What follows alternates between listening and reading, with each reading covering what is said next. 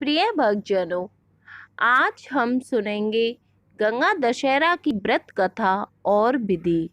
गंगा दशहरा जेठ सुदी दशमी को जेठ का दशहरा मनाया जाता है। गंगा दशहरा के दिन सुबह गंगा जी में नहाते हैं, गंगा जी की पूजा करते हैं और गंगा जी में दूध एवं बतासे चढ़ाते हैं। जल, रोली, चावल, मोली, नारियल, दक्षिणा दिया जलाकर धूप और दिया जलाते हैं।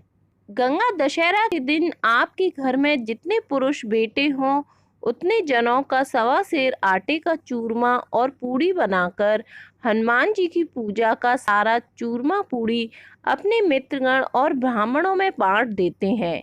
इसमें से रात को बासा नहीं रखते तथा घर का कोई आदमी उसमें से चूरमा पूड़ी ना खाए, यह ध्यान रखना होता है। सवा सेर आटे का चूरमा अलग से खाने के लिए बना लें। हनुमान जी का भोग लगाकर उसमें से सब कोई खा ले। उसमें से चूरमा बासा भी रख सकते हैं।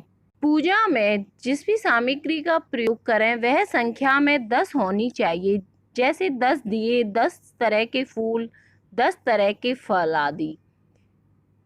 गंगा दशहरा के पर्व पर दान पुण्य का भी विशेष महत्व माना गया है। गंगा दशहरा पर शीतलता प्रदान करने वाली वस्तुओं को दान करने का बड़ा ही विशेष महत्व होता है। इनमें आप ठंडे फल, पंखा, मटका, सत्तू को दान करने के लिए प्रयोग में ला सकते हैं।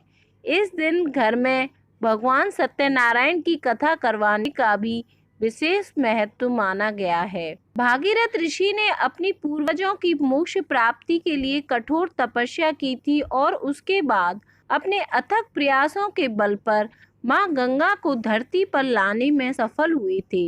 लेकिन मां गंगा का वेग इतना अधिक था कि अगर वह सीधे धरती पर आती तो पाताल में ही चली जाती। भक्तों की विनती करने पर भगवान शिव ने गंगा को अपनी जटाओं में भर लिया और उसके बाद मां गंगा कैलाश से होते हुए धरती पर पहुंची और भागीरथ के पूर्वजों का उद्धार किया। देश भर में गंगा दशहरा पर लाखों भक्त प्रयागराज, गढ़मुक्तेश्वर, हरिद्वार, ऋषिकेश, वाराणसी और गंगा नदी के अन्य तीर्थ स्थानों पर डुबकी लगाते हैं। इस अवसर पर यहाँ मेला भी लगता है। भक्तों द्वारा लस्सी, शरबत, शिकंजी जैसे पेय पदार्थ तथा जलेबी, मालपुआ, खीर और फल, तरबूज जैसी मिठाइयाँ भी वितरित की जाती हैं। कुछ स्थानों पर आज के दिन पतंग उड़ाकर जश्न मनाया जाता है। गंगा दशहरा की कथा। प्राचीन काल में अयोध्या में सगर नामक एक प्रतापी राजा रहता था जिसने 7 समुद्रों को जीत लिया था। उनकी 2 रानियां थीं। एक रानी से एक पुत्र तथा दूसरी रानी से 60,000 पुत्र की प्राप्ति हुई थी।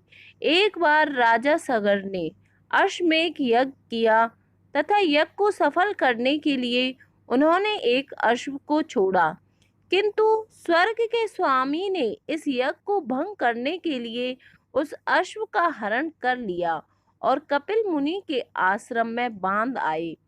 अश्व की खोज के लिए राजा सगर ने अपने 60,000 पुत्रों को भेजा। जब राजा के पुत्रों ने पिता द्वारा छोड़े गए अश्व को कपिल मुनि के आश्रम में देखा तो सभी लोग चोर चोर चिल्लाने लगे।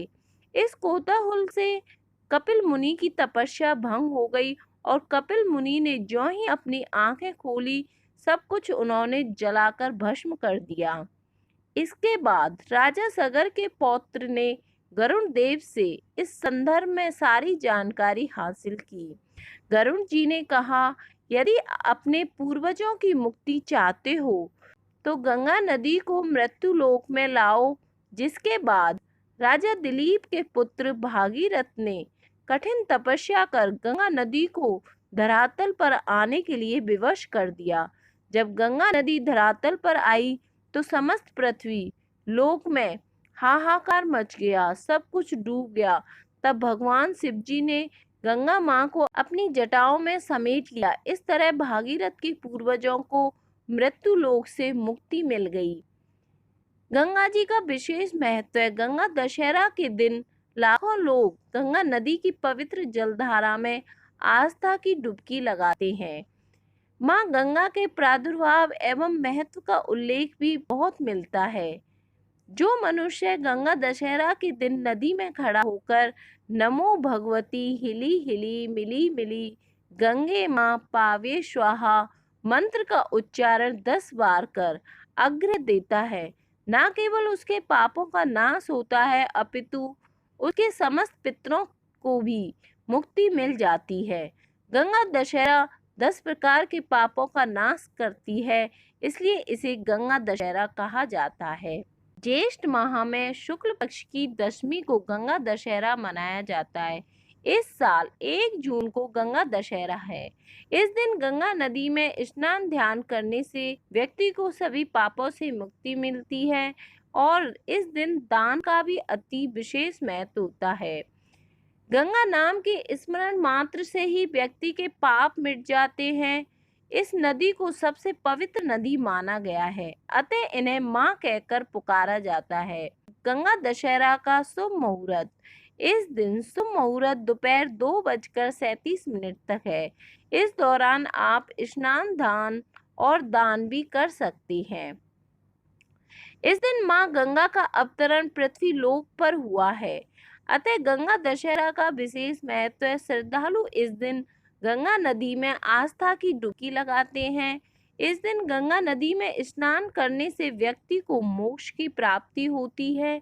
गंगा नदी में स्नान, नर्मदा नदी के दर्शन और क्षिप्रा नदी के नाम मात्र जपने से ही व्यक्ति को मोक्ष की प्राप्ति होती है।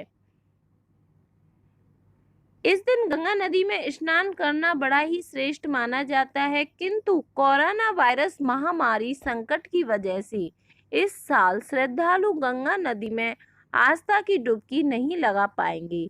ऐसे में गंगा दशहरा के दिन गंगा जल युक्त पानी से स्नान करें। इसके बाद सबसे पहले सूर्य देव को अर्घ्य दें। इसके बाद ओम श्री गंगे नमः का उच्चारण करते हुए मां गंगे का ध्यान कर अर्घ्य दें। इसके बाद गंगा मैया की पूजा आराधना करें। इस दिन गरीबों, ब्राह्मणों एवं जरूरतमंदों को दान दक्षिणा देना बहुत ही फलदायी होता है। गंगा दशहरा के दिन दान पुण्य का विशेष ही महत्व होता है। इस दिन लोग पूजा अर्चना करने के साथ ही दान पुण्य करते हैं। कई लोग तो स्नान करने के लिए हरिद्वार जैसे पवित्र नदी में स्नान करने जाते हैं, लेकिन कोरोना वायरस के चलते हुए यह अब संभव नहीं है। इस दिन दान में सत्तू, मटका और हाथ का पंखा दान करने से दुगना फल प्राप्त होता है। गंगा दशहरा का व्रत भगवान विष्णु को खुश करने के लिए किया जाता है। इस दिन भगवान विष्णु की पूजा अर्चना की जाती है। इस दिन लोग व्रत करके पानी छोड़कर इस व्रत को करते हैं। इस दिन एकादशी की कहानी सुनते हैं। अगले दिन लोग दान पुण्य करते हैं। इस दिन जल का घट दान करके फिर जल पीकर अपना व्रत पूर्ण करते हैं। इस दिन दान में केला, नारियल, अनार, सुपारी, खरबूजा, आम, जल भरी सुराई, हाथ का पंखा आदि चीजें भक्त दान कर सकते हैं। जिस दिन गंगा माँ पृथ्वी पर अवतरित हुई, उस दिन एक बहुत ही अनूठा और भाग्यशाली मुहूर्त था। उस दिन ज्येष्ठ माह के शुक्ल पक्ष की 10वीं तिथि और वार बुधवार था। हस्त नक्षत्र, व्यातिपात योग, गर योग, आनंद योग, कन्या राशि में चंद्रमा और वृषभ में सूर्य, इस प्रकार उस दिन 10 शुभ योग बन रहे थे। माना जाता है कि इन सभी 10 शुभ योगों के प्रभाव से गंगा दशहरा के पर्व में जो भी व्यक्ति गंगा में स्नान करता है, उसके ये 10 प्रकार के पाप नष्ट हो जाते हैं, जिसमें बिना आज्ञा या जबरन किसी की वस्तु को लेना, कटु वचन का प्रयोग करना, हिंसा करना, किसी की शिकायत करना, असत्य वचन बोलना, असंबद्ध प्रलाप करना, दूसरे की संपत्ति हड़पना या हड़पने की इच्छा रखना, दूसरे को हानि पहुंचाना या ऐसी इच्छा रखना और बेवजह की बातों पर चर्चा करना भी शामिल है। इसलिए कहा गया है कि अगर अपनी गलतियों का एहसास और प्रभु से माफी मांगनी हो तो गंगा दशहरा के दिन गंगा स्नान कर दान पुण्य करें। वर्तमान में कोरोना वायरस के चलते गंगा स्नान संभव नहीं है। जो घर में स्नान के जल में गंगा जल डालकर स्नान कर लें, इससे भी गंगा में डुबकी लगाने जैसा ही फल मिलेगा।